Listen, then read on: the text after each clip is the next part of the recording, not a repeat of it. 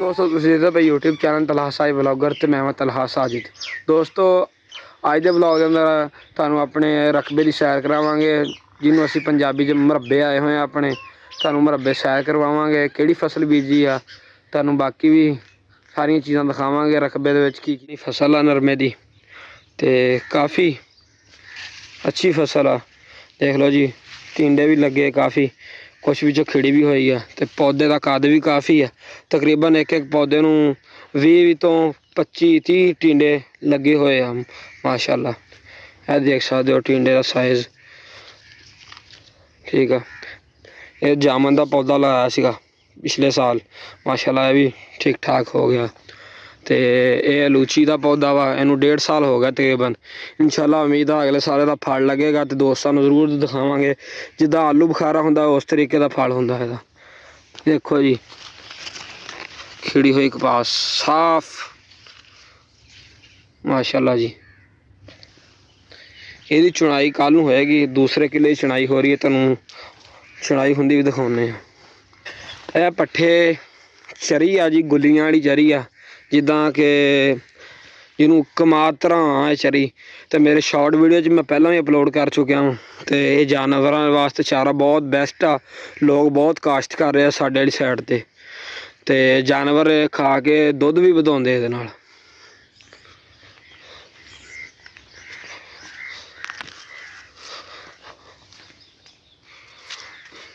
लो दोस्तों ये नाल हमसायां दा रकबा वा, ते आ नाल लगी इधरों सानू पानी जांदा वा, सरकारी खाला आ रहा वा नहर तो।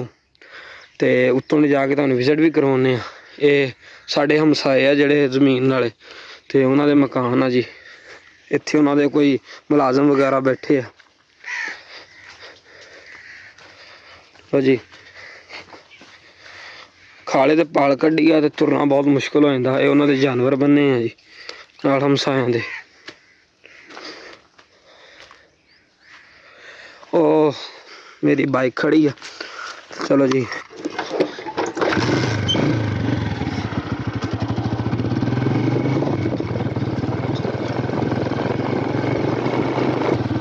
इस रकबे दौरान सड़क बनाइया वा कि हर रकबे तक लोगों ने जाना होंगे। जरनैली सड़क वा तो सांझियां छड़ियां होंदियां।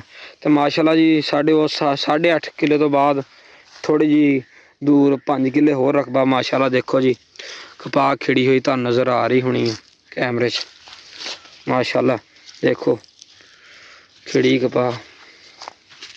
ये नरमे का ये वैरायटी होर है, कद नहीं एडा, तो माशाल्लाह फल चंगा लगा। देखो जी तकरीबन एक एक पौधे में 25-30 टिंडे लगे हुए हैं माशाल्लाह। इधर हमसाया आ गया, डेरा आ गया।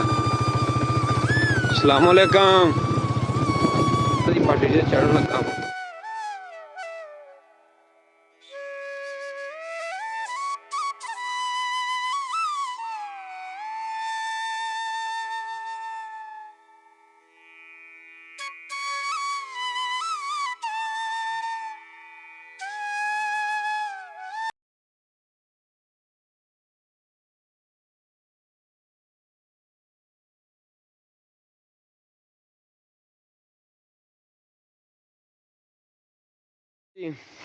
ए मोगा वा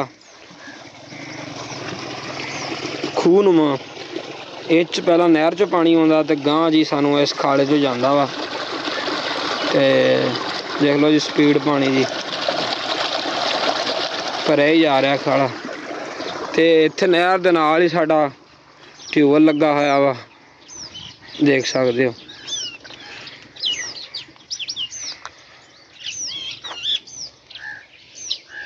दोस्तों पटड़ी से जा रहे हैं नहर की, तो कंढे काफ़ी होंगे किक्कर क्योंकि बहुत आ, तो बड़े एहतियात नाल जाना पैंदा वा। ते नहर की झाल आ साडी, ते आ मैंडर जा रहा वा अगले चक्कां नूं पानी दिंदा, जेहड़े फतेह नहर तो थोड़े जे दूर पै जांदे आ। ते अग्गों आ गया मेन रोड माशाल्लाह जी। खंडे 40 फतेह अजाफी बस्ती का अड्डा जिथे साडी रैश आ। ते इत्थे अड्डे ते आए हैं, इत्थों जलेबियां देखते हैं, मिस्त्री लगे उन्होंने वास्ते जलेबियां लैनियां वा। ते बड़ी रौनक आ साडे इत्थे अड्डे ते। जलेबियां च घे पै गया वा मॉडर्न, ਤੇ ਮੈਂ ਰੁਕ ਗਿਆ ਸੀ, ਮੈਂ ਕਿਹਾ ਜਲੇਬੀਆਂ ਲੈ ਕੇ ਜਾਵਾਂਗੇ ਹੁਣ। ਤੇ ਘੇ ਵੇਖ ਲਓ ਜੀ ਗਰਮ ਆ, ਅੱਗ ਥੱਲੇ ਬਲ ਰਹੀ ਆ, ਚਾਸ ਤਿਆਰ ਹੋਈ ਪਈ। ਇੱਧਰ ਦੇਖੋ ਭਾਈ ਨੇ ਜਾਲੀ ਲਾਈ ਹੈ, ਬੜਾ ਅੱਛਾ ਨਿਜ਼ਾਮ ਆ ਸਫਾਈ ਦਾ। ਤੇ ਹੁਣ ਤੁਹਾਨੂੰ ਜਲੇਬੀਆਂ ਤਲੀਆਂ ਵਿਖਾਵਾਂਗੇ, ਨਿਕਲਦੀਆਂ ਵਿਖਾਵਾਂਗੇ। ਸਮਾਨ ਤਿਆਰ ਹੋ ਗਿਆ ਤੇ ਹੁਣ ਜਲੇਬੀਆਂ ਤੁਹਾਨੂੰ ਨਿਕਲ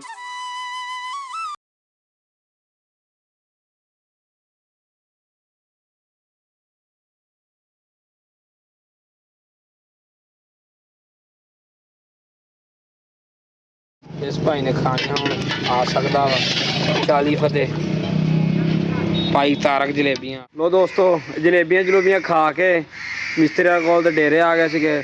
ਤਾਂ ਉਮੀਦ ਕਰਦਾ ਅੱਜ ਦਾ ਵਲੌਗ ਬਹੁਤ ਅੱਛਾ ਬਣਿਆ ਹੋਏਗਾ। ਤੇ ਚੈਨਲ ਨੂੰ ਸਬਸਕ੍ਰਾਈਬ ਕਰ ਦਿਓ, ਲਾਈਕ ਕਰ ਦਿਓ, ਸ਼ੇਅਰ ਕਰ ਦਿਓ। ਅਗਲੀ ਵੀਡੀਓ 'ਚ ਮਿਲਦੇ ਹਾਂ। ਅੱਲਾ ਹਾਫਿਜ਼। ਅੱਲਾ ਤੁਹਾਡਾ ਹਾਮੀ ਨਾਸਰ ਹੈ।